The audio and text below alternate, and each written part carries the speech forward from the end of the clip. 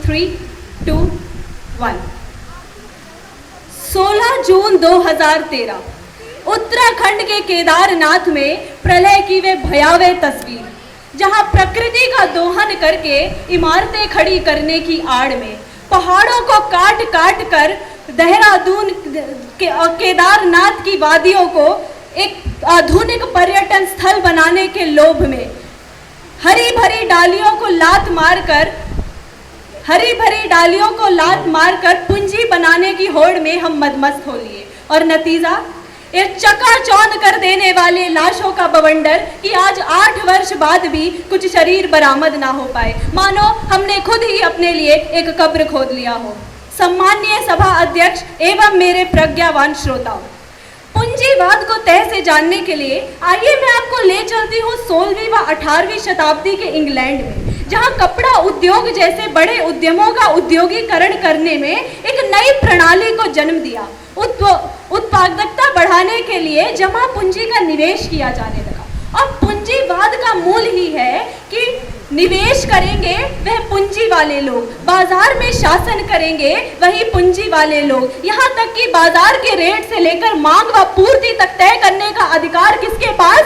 जिसकी पूंजी उसके पास, और मकसद सिर्फ एक, लाभ कमाना। और ऐसे में हमारी आपकी कौन पूछे कि क्या आप अपने बच्चों को डीपीएस व बिलावांग इंटरनेशनल स्कूल भेजकर फर्राटेदार अंग्रेजी सिखाने में समर्थ हैं, या फिर राजकीय प्राथमिक मध्य विद्यालय से ही काम चलाना पड़ेगा, जहां यूनेस्को की अक्टूबर 2021 की रिपोर्ट के अनुसार उत्तराखंड, झारखंड, मध्य प्रदेश के 14% व गोवा और तेलंगाना के 16% सरकारी स्कूलों में केवल एक शिक्षक है। और ऐसे में आप क्या कहेंगे? मुस्कुराइए, आप पूंजीवाद युग में हैं, और यही हाल हर क्षेत्र का है। एक मध्यम वर्गीय परिवार में होने के नाते मुझे नहीं पता कि कोरोना की दूसरी लहर के दौरान अगर मेरे परिवार में किसी को संक्रमण हो जाता तो हम कहाँ जाते, क्योंकि मैक्स और मेदांता में तो लाखों में एक हॉस्पिटल बेड मिल रहा था, और प्राथमिक स्वास्थ्य केंद्र के बरामदों में लोग ऑक्सीजन की तड़प में दम तोड़ रहे थे। यानी कुल मिलाकर संविधान के अनुच्छेद 21 के तहत मिलने वाला जीवन का अधिकार भी पूंजीवाद के मूल्य पे आधारित है कि पूंजी है तो ही इलाज है, तो ही जीवन है। और पूंजीवाद ने हमारी सनक को इतना बढ़ा दिया कि हमें पर्यावरण की भी चिंता नहीं, हमें हमारी सांसों की भी चिंता नहीं।